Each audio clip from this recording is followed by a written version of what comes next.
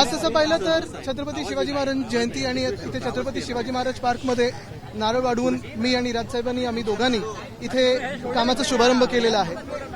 हे ऐतिहासिक मैदान आहे। इथून अनेक राजकीय नेते असतील, क्रिकेटपटू असतील, हे घडलेले आहेत आणि ह्याच मातीचं आपल्याला योगदान या देशाला माहिती आहे। तिथे सुशोभीकरण करत असताना खरोखर आनंद होत आहे आणि नीट नेटकं हे मैदान राहावं ही सगळ्यांची इच्छा आहे। दुसरा राजकीय महत्त्वाचा प्रश्न आहे, आता राज्यसभेची निवडणूक जाहीर झालेली आहे आणि एक उमेदवार आपला निवडून काय भूमिका असेल? निश्चितपणे अजूनही आपल्याला माहिती आहे, आत्ता तरी आपण पाहताय सगळे जे काही आहे जे आकड्यांप्रमाणे असेल ते शिवसेनेची सीट आहे आणि निश्चितप्रमाणे त्या दिशेने महाविकास आघाडीमध्ये चर्चा होईल। अजूनही बघा तुम्हाला सांगू का, अजूनही कुठेही अधिकृत चर्चा झालेली नाही, आम्ही प्रेसमधून ऐकतो, पण ही सीट आत्ता तरी शिवसेनेची आहे आणि चर्चा नेत्यांच्या पातळीवर होईल। नक्कीच ऐका आत्ता कुठेही गोंधळ नको म्हणून मी परत एकदा सांगतो, अजून ह्या सगळ्या काही ज्या चर्चा आहेत ह्या बाहेर अफवा आहेत, कुठेही अधिकृत चर्चा झालेली नाहीये। विधान परिषदेत असो किंवा राज्यसभेत असो, संख्याबळावर जर आपण पाहिलं आणि रोटेशनमध्ये पाहिलं तर हा शिवसेनेची वेळ आहे, शिवसेनेची जागा आहे। मे महिन्यामध्ये उद्धव ठाकरे यांची देखील विधान परिषदेची टर्म संपती आहे, सर पुन्हा एकदा आपल्या माध्यमातून दावा करण्यात येणार? बघा आत्ता मी जसं सांगितलं, संख्याबळावर दोन्हीकडे महाविकास आघाडीमध्ये ह्या वेळेला शिवसेनेची सीट आहे।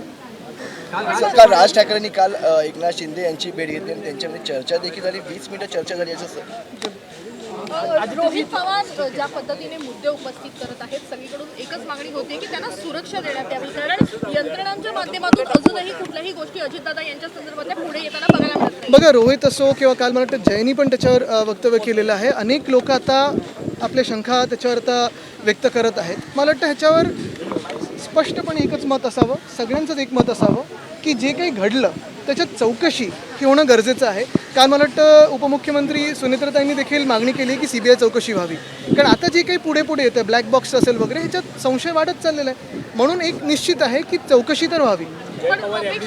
तेच मी बोलत आहे, रोहित असेल, जय असेल, 3 लाख रुपये लाच मागितली जात होती। एक ऑडिओ क्लिप समोर आलेली आहे अल्पसंख्याक विभागाच्या शाळांना मंजुरी देण्यासाठी, आणि अशा 1,500 ते 2,000 रुपये 2,000 शाळांना अल्पसंख्याकाचा दर्जा दिलेला आहे। बघा आता हे पूर्ण सरकारच जर पाहिलं तर खोदून काढायचं झालं तर सगळेच वरपासून खालपर्यंत भ्रष्ट आहेत आणि सरकारची कामं म्हणजे ती काल कुठची युनिव्हर्सिटी गंगोटिया काय, तर तसं ते झालेलं आहे, तसंच त्यांचं काम आहे। आदित्यजी साधारणतः 10 वर्ष आधी जलपूजन केलं गेलं होतं अरबी समुद्रात महाराजांचा अश्वारूढ, पण अजूनही कुठेही त्याचं काही चिन्ह दिसत नाहीये।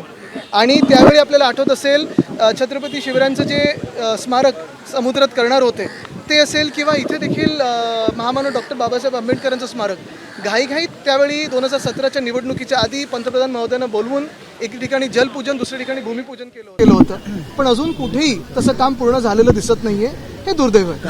दिल्लीत की देवेंद्र फडणवीस यांच्या आदेशानंतरच एसीबीने नरहरी झिरवळ यांच्या कार्यालयावर कारवाई केली, कुठेतरी मित्र पक्षांना जवळ घेऊन शह देण्याचा प्रयत्न देवेंद्र फडणवीस हे आपण बघतोय, त्यांचे मित्रपक्ष बघतायत का की बघतायत पण बोलू शकत नाहीयेत, कारण होम डिपार्टमेंटची कारवाई, गृह खात्याची कारवाई मंत्रालयामध्ये मुख्यमंत्र्यांच्या परवानगीशिवाय होऊ शकते का, हा देखील एक विचार हवा। आणि दुसरं म्हणजे खरोखर अशा कारवाई झाल्या पाहिजेत, त्याच्यातून अर्ध सरकार हे बदललं जाईल। दिल्लीत एआय समिट सुरू,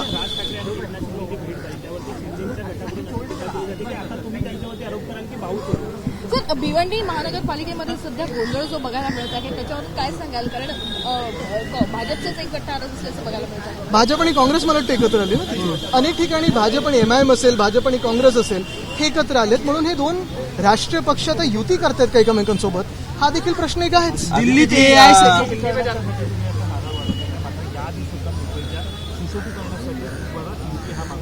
नाही, आमचं गलगोट्यासारखं काम नाही, आमचं जे करतोय त्याच्यावरच येतो मी, कारण आम्ही जे करतोय ते तुम्हाला काम दिसेल। ह्या आधी आपल्याला कळलं असेल, मध्ये मीडियाचा पण रिपोर्ट होता की 99% फंड हा सत्ताधारी लोकांकडे गेला, मग त्याच्यात कोण लोकप्रतिनिधी होतं की नाही हा एक वेगळा विषय आहे, पण त्या 99% फंडातून सगळा जो काही सुशोभीकरणाचा फंड होता, मुंबई तुम्हाला खरोखर सुशोभित झाल्यासारखी दिसते का गेल्या 3-4 वर्षामध्ये? कुठेही एक रस्ता पूर्ण झालेला नाही। सुशोभीकरणात मला वाटतं 750 कोटी वापरले गेले, अनेक ठिकाणी नुसतं रंगरंगोटी तिकडेच परत झालेली आहे, म्हणजे जिथे चांगला रंग दिला होता त्याच्यावर परत दुबार रंग चढवलेला आहे।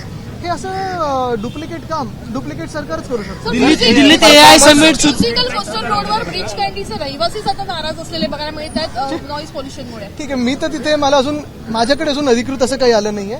ठीक आहे, आता थोडे दिवस, पण त्याच्यावर 7.5 कोटी खर्च व्हावा आणि हा जनतेच्या पैशाचा, हे योग्य आहे का आपण विचार करायला. दिल्लीत AI समिट सुरू आहे. त्या ठिकाणी गलोतिया युनिव्हर्सिटी असो, एआयचं उद्या दिल्लीत AI समिट सुरू आहे. त्या ठिकाणी गलोतिया युनिव्हर्सिटीचा कारभार असो किंवा जे एंटरप्रेनरनी अनेक त्यांची सामानं आणली होती, मोदींच्या चोरीला गेली होती, या सगळ्या घटनाक्रमाकडे तुम्ही कसं पाहता? ते बिल गेट्स सुद्धा येणार नाही. मी कसं पाहतो अजयची, दुनिया कशी पाहते, जग कसं पाहते, मला ते फार महत्वाचं आहे. 2-3 गोष्टी असे AI समिट जगभरात होत असतात. कुठेही राजकीय मंडळींचे किंवा देशाच्या नेतृत्वाचे फोटो लावत नाहीत. तिथे फक्त AIचं काम दाखवलं जातं. आणि दुसरं म्हणजे जे काही गोंधळ भारत मंडपांमध्ये असेल किंवा मैलोन मैल चालायला लागते लोकांना, पाणी संपतंय, जेवण संपतंय, असा कुठेही गोंधळ हा दिसला नव्हता.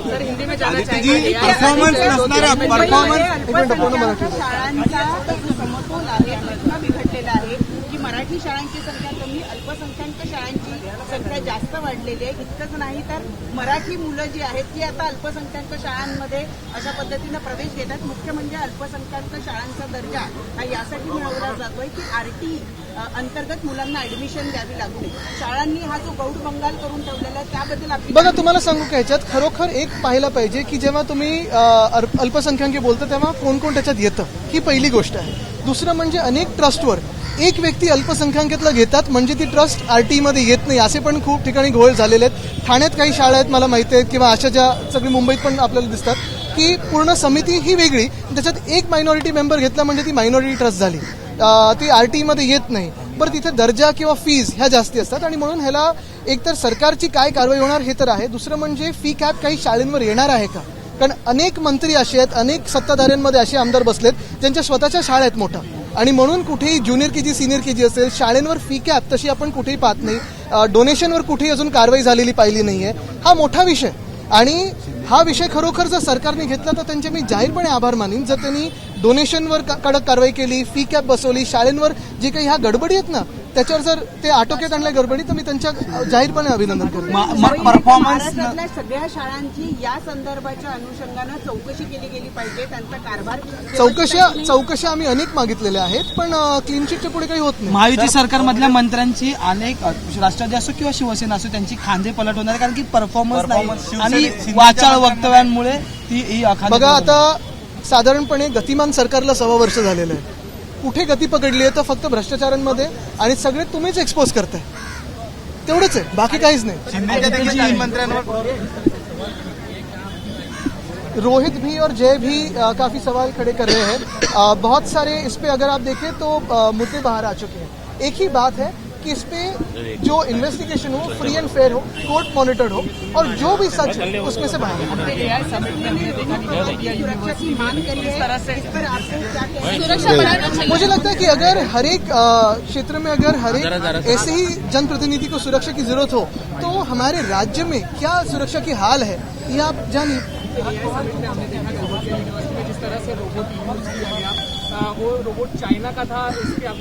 देखिए, एक यूनिवर्सिटी ने कुछ गलत काम किया, इसलिए मैं ये नहीं कहूँगा कि पूरी समिट को बदनाम किया जाए, लेकिन ये भी बात सही है कि दुनिया भर में ऐसे जब समिट होते हैं तो कहीं पे भी पॉलिटिकल चेहरे नहीं दिखते हैं. वहाँ एंटरप्रेन्योर्स हो, इनोवेटर्स हो, टेक्नोलॉजी हो, ये सारी चीज़ें प्रथम दिखती है. हमारे यहाँ अगर आप देखें तो पॉलिटिकल जो बातें हैं वही पहले चलती है, क्रेडिट की बातें चलती है, जैसे G20 समिट में चली, वो दुनिया भर में होते रहते हैं. ऐसे कोई बड़ा तीर नहीं मारा है इस सरकार ने कि वो यहाँ खींच के लाया.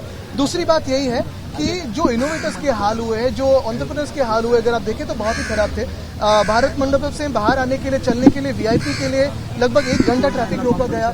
5 से 6 मील लोगों को चलना पड़ा था. खाना खत्म हुआ था, पानी की व्यवस्था नहीं थी. पहले दिन तो सिर्फ कैश पेमेंट थी, जिस देश में हम कहते हैं कि UPI भी है. तो ये सारी बातों को अगर आप देखें तो ये इसका जो आयोजन था वो और ठीक हो सकता था, ये सबका कहना है.